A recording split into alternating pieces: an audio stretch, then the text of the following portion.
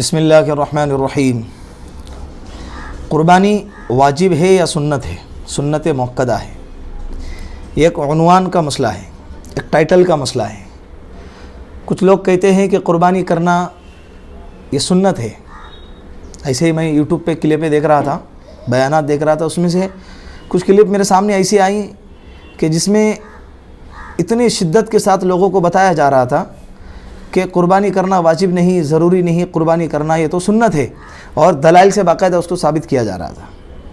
تو وہ دیکھ کر میرے دل میں یہ چیز پیدا ہو گئی کہ کیوں نہ اس ٹاپک پر بھی ایک کلپ بنائی جائے تاکہ امت کو پتہ چلے کہ بھائی قربانی کرنا یہ واجب ہے، سنت نہیں ہے۔ اور انشاءاللہ اس تعلق سے میں آپ لوگوں کے سامنے دلائل بھی پیش کروں گا۔ قربانی کرنا یہ واجب ہے یا سنت ہے، یہ فقط ٹائٹل کا فرق ہے۔ مسئلہ یاد رکھیں کہ قربانی کرنا یہ واجب ہے، سنت نہیں ہے۔ اس کے دلائل، سب سے پہلی دلیل قرآن کریم میں ہے۔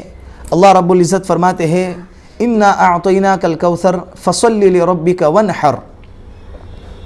سورہ کوثر میں فَصَلِّ لِرَبِّكَ وَانْحَرْ۔ قاضی ثناء اللہ پانی پتی مشہور مفسر قرآن ہیں، وہ اس آیت کے تفسیر میں لکھتے ہیں کہ فصلی سے مراد یہاں پر عید کی نماز ہے، اور ونحر سے مراد یہاں پر قربانی ہے۔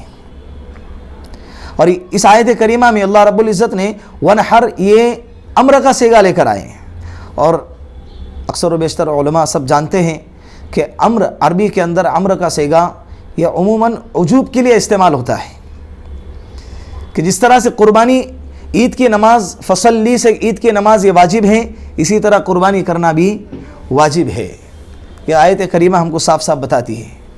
اب حدیث پر آتے ہیں۔ دوسری دلیل، اللہ کے رسول صلی اللہ علیہ وسلم نے فرمایا من وجد ساعة لأن يضحي فلم يضحي فلا يحضر مصلانا۔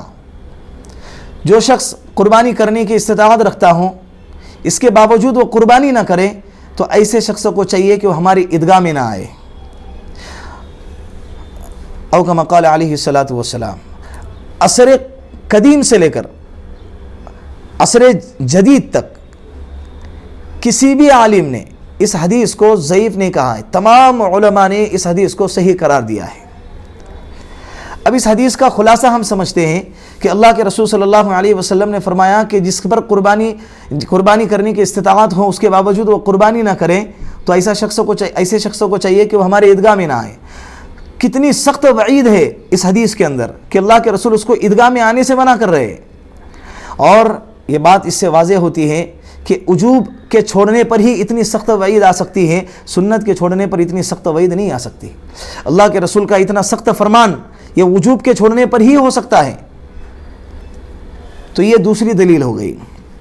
تیسری دلیل حضرت علی رضی اللہ عنہ کا قول ہے، وہ میں آپ حضرات کے سامنے بیان کرتا ہوں کہ حضرت علی رضی اللہ عنہ فرماتے ہیں کہ مسافر پر لیس علی المسافر اضحیۃ، مسافر پر قربانی واجب نہیں۔ اس سے پتہ چلا کہ مقیم پر قربانی واجب ہے۔ جب مسافر پر قربانی واجب نہیں تو اس کا مد مقابل کیا نکلا کہ مقیم پر قربانی یہ واجب ہے۔ یہ تیسری دلیل ہو گئی۔ چوتھی دلیل، اللہ کے رسول صلی اللہ علیہ وسلم مدینہ المنورہ کے اندر 10 سال کا عرصہ رہے، ایک سال بھی اللہ کے رسول نے قربانی کو نہیں چھوڑا ہے۔ ہر سال اللہ کے رسول قربانی کرتے تھے، بلکہ حجۃ الوداع کے موقع پر تو اللہ کے رسول صلی اللہ علیہ وسلم نے 100 اونٹوں کی قربانی فرمائی ہے۔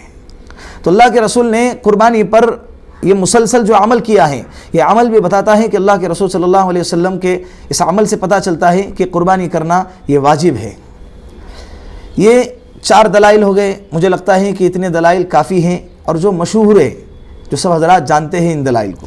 ایک آخری دلیل، 5ویں دلیل ہے اللہ کے رسول صلی اللہ علیہ وسلم کی۔ ایک صحابی ہے، صحابی کا نام ہے حضرت جندب بن سفیان البجلی رضی اللہ عنہ۔ وہ فرماتے ہیں کہ شہدت النبی صلی اللہ علیہ وسلم یوم النحر فقال من ذبح قبل الصلاة فلیعید مکانها اخرى ومن لم یسبع فلیسبع۔ حضرت جندب بن سفیان البجلی رضی اللہ عنہ فرماتے ہیں کہ میں اللہ کے رسول صلی اللہ علیہ وسلم کی خدمت میں عید الاضحیٰ کے دن حاضر ہوا۔ آپ صلی اللہ علیہ وسلم نے فرمایا کہ جس نے عید کی نماز سے پہلے قربانی کا جانور ذبح کر دیا تو اسے چاہیے کہ اس کی جگہ دوسری قربانی کرے، اور جس نے عید کی نماز سے پہلے ذبح نہیں کیا تو اسے چاہیے کہ عید کی نماز کے بعد ذبح کرے۔ اب اس حدیث سے یہ پتہ چلتا ہے کہ اللہ کے رسول صلی اللہ علیہ وسلم نے فرمایا کہ جس نے عید کی نماز سے پہلے قربانی کی ہے اس کو چاہیے کہ وہ دوبارہ قربانی کرے۔ اگر کوئی شخص سنت کا چھوڑنے والا ہوتا، اگر سنت کا چھوڑنے والا ہوتا تو اس کو دوبارہ اس پر عمل کرنے کی اللہ کے رسول تاکید نے فرماتی۔ حالانکہ صحابہ کا اور اللہ کے رسول کا جو دور تھا یہ مال کی اتنی فراوانی نہیں تھی، یہ غربت کا زمانہ تھا، پھر بھی اللہ کے رسول کہہ رہے کہ جس نے نماز سے پہلے قربانی کی اس کو چاہیے کہ وہ نماز کے بعد دوبارہ قربانی کرے۔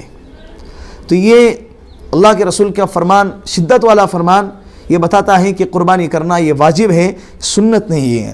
اور جو حضرات سنت کہتے ہیں ان کی دلیل یہ ہے کہ حضرت عبداللہ ابن عمر نے فرمایا کہ ان کی دلیل کے اندر آتا ہے کہ ہی سنت و معروف، کہ یہ ایک سنت ہے اور مشہور ہے۔ حضرت عبداللہ ابن عمر نے جو یہ فرمایا کہ ہی سنت و معروف، اس کا مطلب یہ ہے کہ یہ ایک طریقہ، یہاں پر سنت سے مراد سنت اصطلاحی نہیں ہے جو وجوب کے مقابل آتا ہے، بلکہ سنت سے مراد یہاں پر عرفی اس کا ترجمہ آتا ہے طریقہ، لغوی یہاں پر سنت سے مراد یہ لغوی سنت ہے جس کا ترجمہ آتا ہے طریقہ، یعنی وہ یہ کہنا چاہتے تھے کہ یہ طریقہ، یہ قربانی کا طریقہ ہے اور یہ مشہور اور معروف طریقہ ہے۔ حافظ ابن حجر عسقلانی رحمۃ اللہ علیہ نے اس بات کو واضح کیا ہے، انہوں نے کہا ہے کہ اس حدیث کے اندر حضرت عبداللہ ابن عمر کے حدیث میں بھی اور اللہ کے رسول کی دوسری حدیث میں بھی جو سنت کا تذکرہ آیا ہے، اس سے مراد، سنت سے مراد یا سنت اصطلاحی نہیں ہے جو وجوب کے مقابل میں آتا ہے، بلکہ یہاں پر سنت سے مراد اس کا مطلب یہ ہوتا ہے کہ طریقہ۔ تو یہ دلائل آپ لوگوں کے سامنے میں نے پیش کی، یہ دلائل سب کے سب مضبوط ہے۔ آپ لوگوں سے گزارش ہے کہ امت کو اختلاف میں مبتلا نہ کریں، قربانی واجب ہے اور امت کو شریعت پر عمل کرنے سے نہ روکیں۔ اللہ رب العزت صحیح سمجھنے کی توفیق عطا فرمائے۔